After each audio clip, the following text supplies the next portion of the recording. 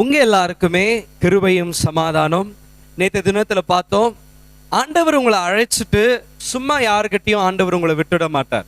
ஏன் அப்படின்னா, அவர் உன்னை அழைச்சதே தாயின் கருவுல உருவாகிறதுக்கு முன்பதாகவே உங்களை பேர் சொல்லி அழைச்சது ஒரு தரிசனத்தை கர்த்தர் உங்களுக்கு வச்சிருக்கிறார். அந்த தரிசனத்தை உங்க மூலியமா தான் ஆண்டவர் நிறைவேற்றணும்னு விரும்புறார்.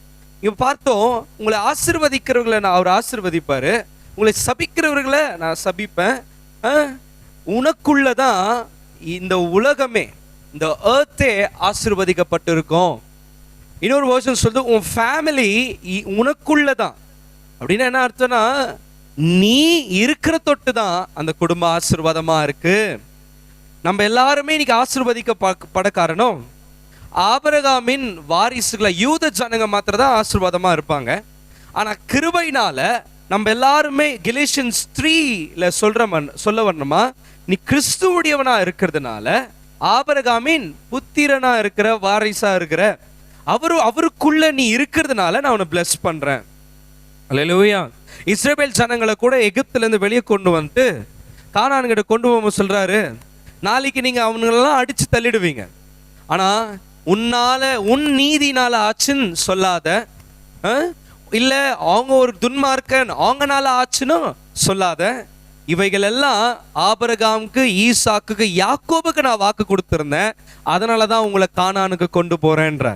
அதே மாதிரி நம்மளும் யாருக்குள்ள ஆசீர்வாதமா இன்னைக்கு இருக்கிறோம்னா, கிறிஸ்துவுக்குள்ள இருக்கிறோம். ஆபிரகாம் வாரிசா இருக்கிறதுனால இன்னைக்கு ஆபிரகாம் நாளன்ற மாதிரி இயேசு கிறிஸ்துவுக்குள்ள நம்ம இருக்கிறதுனால நம்ம எல்லாருமே ஆசீர்வதிக்கப்பட்டு இருக்கணும். வேற வழியும் இல்லை.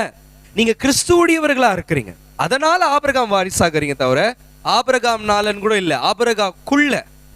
அதே மாதிரி புதிய ஏற்பாடுல சொல்றவனமா கிறிஸ்துவுக்குள்ள நம்ம இருக்கிறதுனால இந்த உலகத்துல ஒரு ஆசீர்வாதமான வாழ்க்கையை வாழணும் தான் கர்த்தர் விரும்புகிறார்.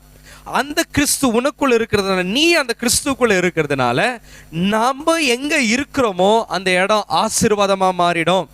உனக்குள்ளதான் சகல ஜாதிகளும், உனக்குள்ளதான் உன் குடும்பமும், உனக்குள்ளதான் எல்லாமே ஆண்டவர் ஆசீர்வதிக்க போறார். நீ இல்லாம கர்த்தர் ஒன்றத்தையும் ஆசீர்வதிக்க மாட்டார். நீ அவருக்கு அவ்வளவு முக்கியமா இருக்கிற, நீ அவருக்கு அவ்வளவு நீடா இருக்கிற, நீ மேல அவர் தரிசனத்தை வச்சிருக்கிறார். அதுக்கு முன்னாடி சொல்றாரு, உன்னை ஆசீர்வதிக்கிற நான் ஆசீர்வதிப்பேன்டா, உன்னை சபிக்க உனக்குள்ளதான். உன்னை எவனை துன்பப்படணும் விட்டுருவேன்னு நினைக்கிறியா? இல்லைங்க. உன்னை துன்பப்படுறதுக்கு, உன்னை வேதனைப்படுறதுக்காக சில பேர் எழும்புவாங்க, ஆனா உன்னாலதான் அவங்க ஆசீர்வதிக்கப்பட்டிருப்பாங்க. நீ இல்லாம நான் யாரையும், உனக்குள்ளதான், உன்னை பயன்படுத்துறதுலதான் அவர் முக்கியத்துவம் காட்ட விரும்புகிறார். அல்லேலூயா. சோ உங்களுடைய வாழ்க்கையில கூட இயேசு கிறிஸ்துவோடையவர்களா இருக்கிறோம். நீங்களும் நானும் கிறிஸ்துவுக்கு சொந்தக்காரர்களா இருக்கிறோம். அவர் மூத்த அண்ணனா இருக்கிறாரு, நான் சிறிய தம்பிகளா இருக்கிறோம்.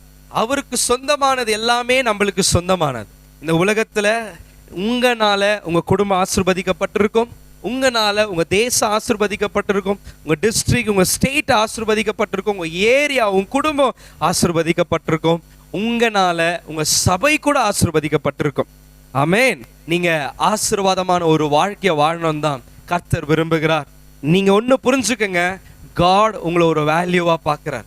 அதனாலதான் பழைய ஏற்பாடுல ப்ராஸ்டியூட் கம்பேர் பண்றாருங்க, ஆனா புதிய ஏற்பாடுல முத்துக்கும் பொக்கிஷத்துக்கும் உங்களை கம்பேர் பண்றார்.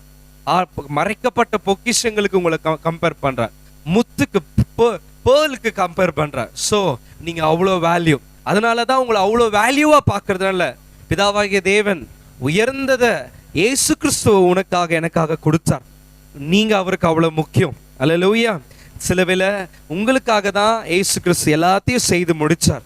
அந்த தேவன் உங்களுக்காக செய்து முடிச்சவர் எல்லாவற்றையும், இப்ப இருக்கிற நீட்ஸ், இப்ப இருக்கிற ஃபைனான்சியல் நீட்ஸ், இப்ப இருக்கிற சிக்னஸ், இதெல்லாம் மாறும். பிளெஸிங்ன்றது வெறும் பணம் இல்லை, எல்லாமே, ஹோல் திங். அல்லேலூயா. எல்லாத்துலயுமே நீ ஆசீர்வாதமா இருக்கணும்னு தான் விரும்புறார். வெறும் பணத்துல, வெறும் சரீரத்துல, வெறும் சமாதானம் இல்லை, எல்லாம் இருக்கணும். இந்த உலகம் பார்க்கிற மாதிரி உன்னால அநேகர் ஆசீர்வதிக்கப்பட போறாங்க. ஆமென். கர்த்தர் உங்களை ஆசீர்வதிப்பாராக. ஆமென்.